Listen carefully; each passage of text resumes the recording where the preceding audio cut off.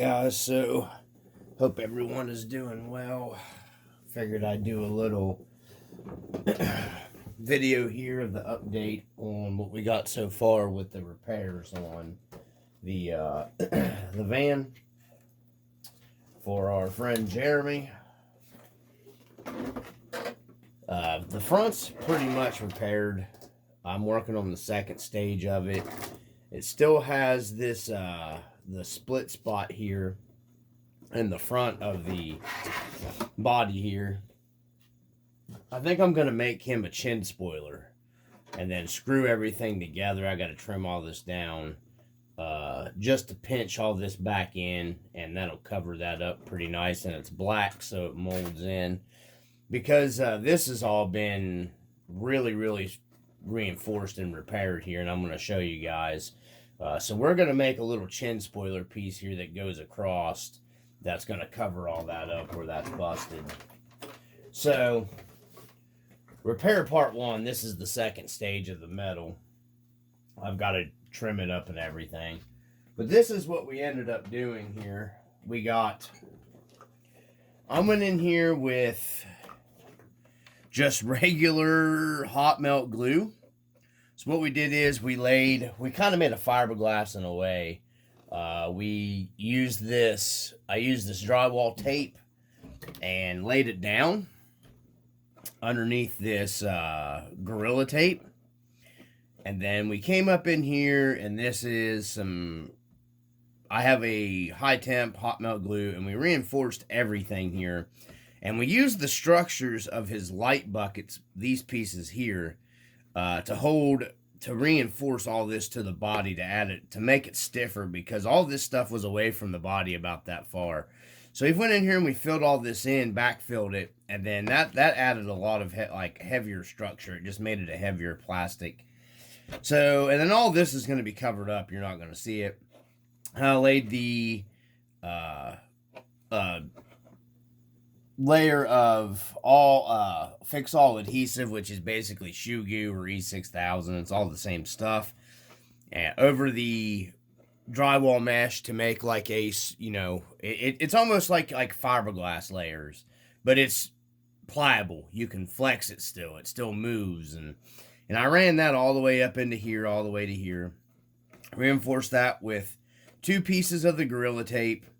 And then we sealed the Gorilla tape all down with the hot melt glue down and through here. Now you might ask, well, why didn't you just use a piece of aluminum? Well, here's the I'll tell you a secret. deal.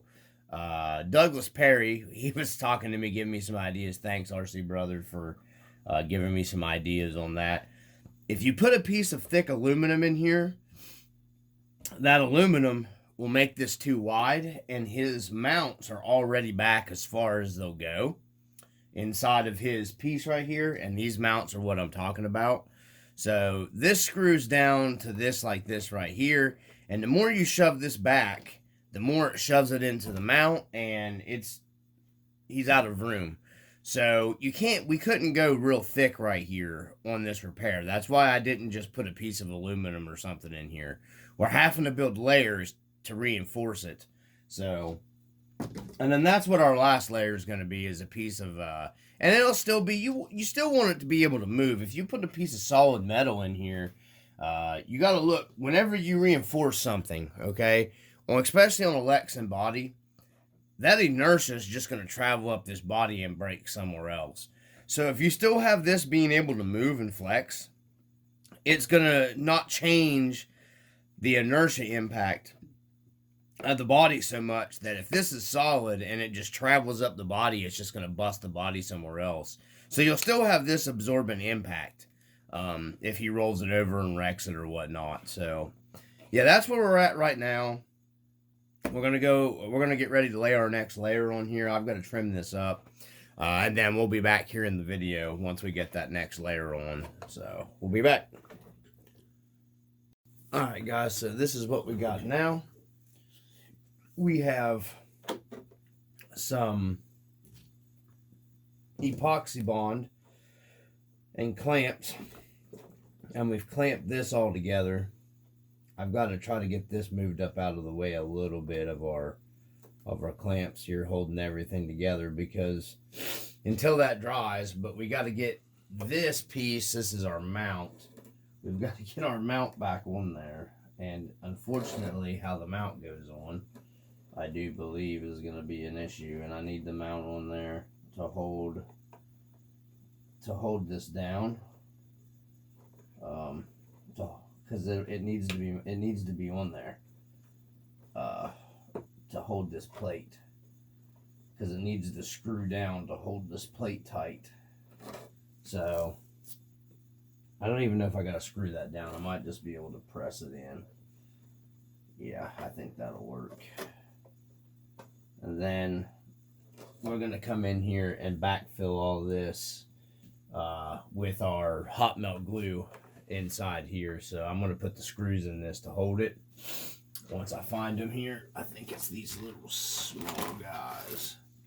Nope, it's the big dudes. It's the big guys. It was these. So that's a small one. That's one of these. And a washer.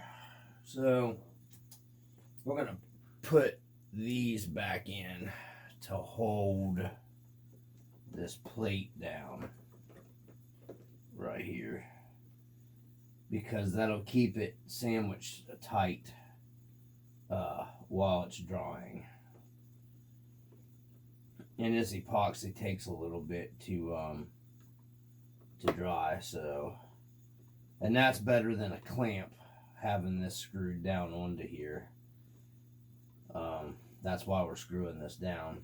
This is better than me putting clamps up in here to hold it, because I was going to try to clamp it to hold it. I think we only need the one in the other side. The middle will be fine.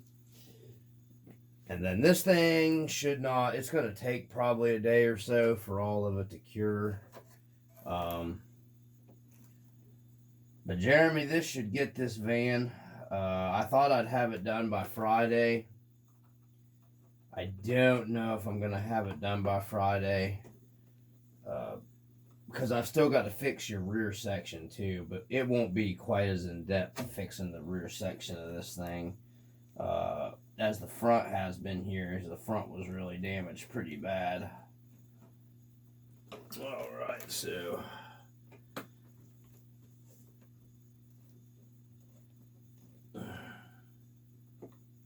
alright. So that's what we got, guys. We're going to get this, I got to get this screw. I'm going to stop filming so you don't see me fiddling trying to get that screw in. Okay, so we got the screw started on this side. And we're sucking this thing down tight. I think I may go ahead and put that one in the middle. You can tell how prepared I was at doing a video here. I don't know where I set that one down off at. It's over here. It's here somewhere. It's just an M3, so we'll get a short M3. I am not short on short M3s, because that's all I think that is. We are going to run it. I'm going to go ahead and put one in the middle one. I want this thing tight and secure, holding everything down to it, pulling it all together for about 24 hours.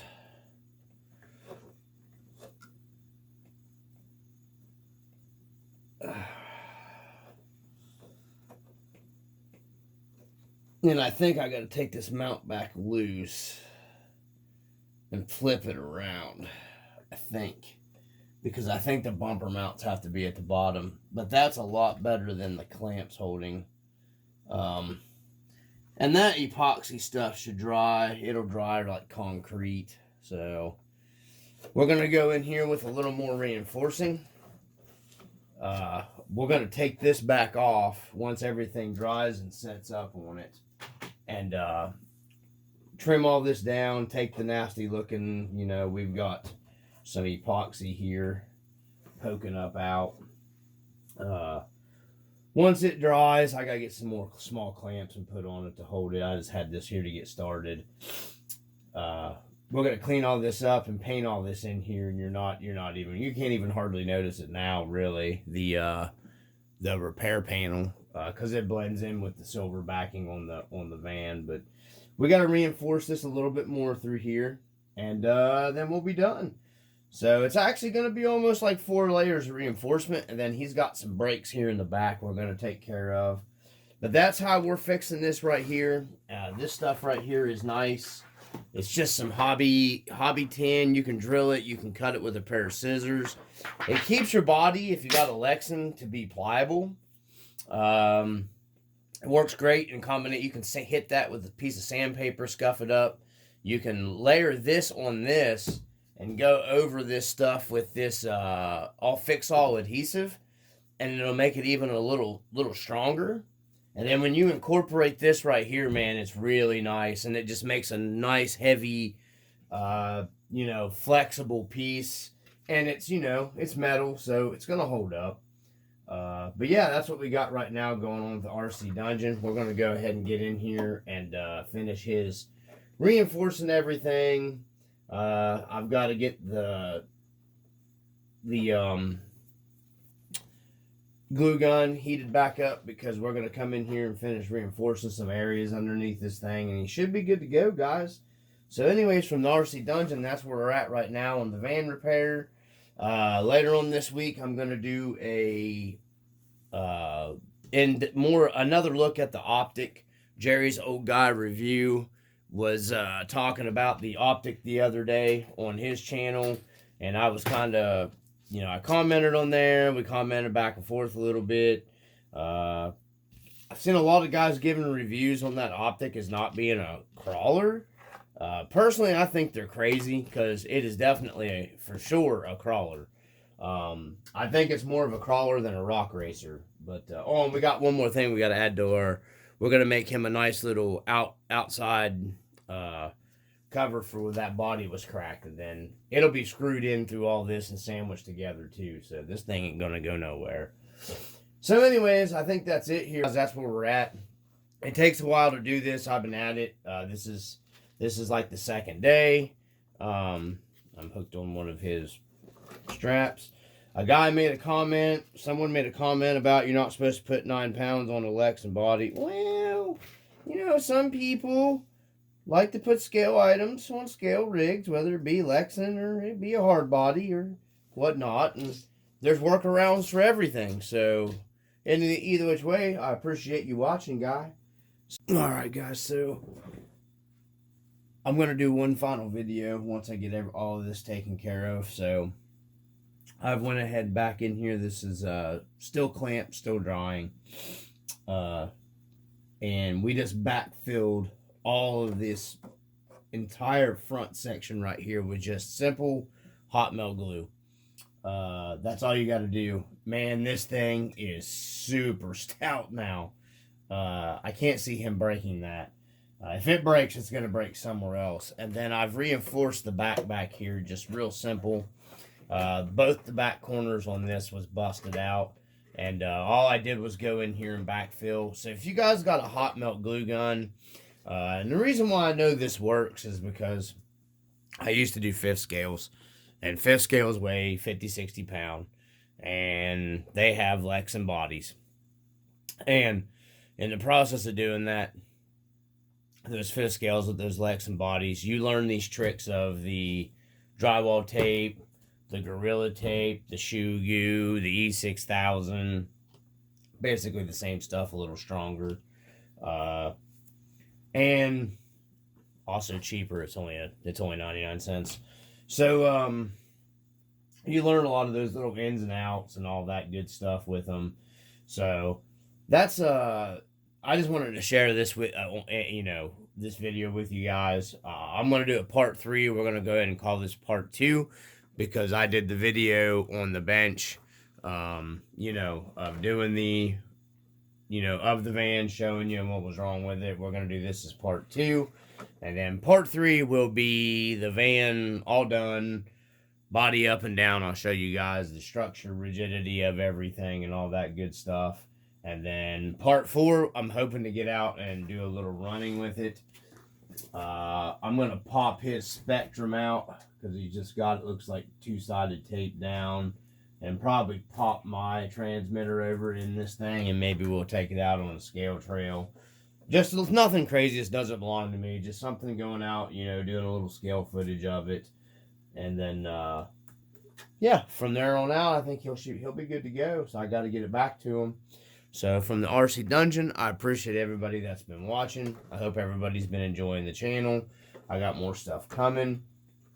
I've been doing tons and tons of research on a truck that I've been wanting to get one for a long time and do a budget scale build on it for the channel. And I've got a good chance to get one of them, and it's super affordable. I actually want two of them. I want one to keep as close to as what it is. And then the second one, I want one to do a super duper, most affordable, budget scale build truck and compare it to like a TF2 wise. And I think getting one to do the bashing wintertime fun with will give me a better outlook of how durability will be. And then we'll go through everything on the channel with it. And it's, you know, it's based off a super old platform. You know, it's been around forever. So, yeah, I just kind of wanted to give that little bit of, you know, kind of wanted to go over that with you guys on the channel.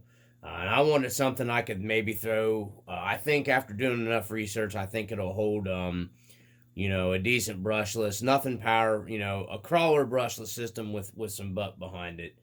You know, that's what I'm looking at doing for the channel, and then doing it like as super budget as we can. You know, because I mean, not a lot of people can just go out and blow the $600 for a Trail Finder 2.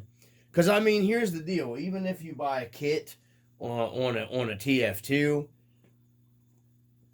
you know, you're gonna be spending, I think it's like $3.99. I'm pretty sure is what a kit is, $3.99.99, and that kit doesn't even come with their good leaf springs or anything. Like their new stuff comes with. We're gonna get this out of the way. Their new stuff comes with, and we're gonna grab a truck real quick while we're talking to finish up this little stint right here. You know, their new TF2. So their new TF2. You know, comes with their better leaf springs. And this is all RC four-wheel drive. I got to get some taller shock hoops in the front of this truck. That's the only thing left I've got to do to it. 80 millimeter shock hoops, shocks in the front, and taller shock hoops. But she gets a nice stuff right there. She's got pretty good flex. That's plenty enough for me. That's an entire, you know, this is almost a 4-inch tall tire. There's no wheel in it, but you can see there. She will flex almost on, you know, that's a 3.85 inch tire in the back. And then in the front, it's got probably about 3.6, you know what I mean? It works really well for scaling. So, what I was saying was, though, there's new leaf springs like they have in this model, and then I think like probably the new 82, they have the better leafs. They're just a lot better leaf suspension. But I think those trucks are, you know, $569, $600 by the time you do taxes. You might as well figure you're going to buy yourself a LiPo battery. You're going to buy yourself a charger. We're going to factor in just the truck. You know, you buy and the RC four-wheel drive does come with batteries, even comes with batteries for the transmitters. I still do believe they still come with the batteries for the transmitters. So, you know, I'm pretty sure the 1982 truck is probably, you know, I don't think they make just the straight, I think the kit now, I don't know if they make just like a cheaper TF2. I'm sure if you look around online, you'll find one. Or you buy one used, but then you buy one used, somebody's beat the shit out of it, and you're still going to end up probably putting money in it. Even if you're super careful, I don't care who you are, you still end up, you know, little things that you can't see internally, you're probably going to have issues with. Anytime you're dealing with used trucks, that's just life, that's how it works. So we're going to do a budget build because, you know, if you're going to go out and buy a brand new TF2 and you're going to do a brand new, you know, whatever, this truck, and then say you want a scale truck and this truck's not, it's not that it's not scale. I mean, it is a hard body and everything, and I guess it's scale, but it's more of a monster truck type stuff. So if you're wanting to do like a scale truck, that's what we're going to do and try to get it. We have the TF3 here in my Marlin, and that's what we're going to put it, you know, we're going to put it down against with it. Now the Marlin's got some good mod, you know, it's got some mods and stuff like that on it. So, but we're going to see what we can pull out of that, you know, cheap truck budget wise, and do it as scale and as budget as we can. And I'm talking like to not go over the price of just out of the box stock RTR RC four-wheel drive, and we're going to try to push it with modifications and still keep it under that price so you can build it yourself. And we're not going to go too crazy making a lot of modifications to it and changing, well, like custom made stuff. I may have to do some custom stuff work to it, but we are going to work on that on the channel, and that's going to be one of our big wintertime you know, doodads, along with doing some video of the basher style version of it, just because I want to get some bashing in. I've been itching to, I don't really have a basher here. I've been itching to get back out there and get in, like, because snow time's my favorite time to go out for something that's got mediocre speed. And I want to, you know, we can do some cool scale bashing videos with this truck. So I'll get one of those ordered up hopefully pretty soon. And, I'm still sitting on the fence about some other stuff scale wise. I've got Steven's 304 RC. Jeremy's been going. Now we got some more scale guys to go out and go running. Because I mean, I prefer primarily scale stuff, just as more fun for me. Plus, I love watching that stuff. You know, videos of it. It just, you know, it's more fun to me. I like the, you know, performance crawler stuff, but, you know, it is what it is. I love the scale. I like the one. I love the scale. So, from the RC Dungeon, please stay tuned. Thank you all for watching. I appreciate you guys, especially if you made it to the end of this video. Love everybody. Peace. RC Dungeon out.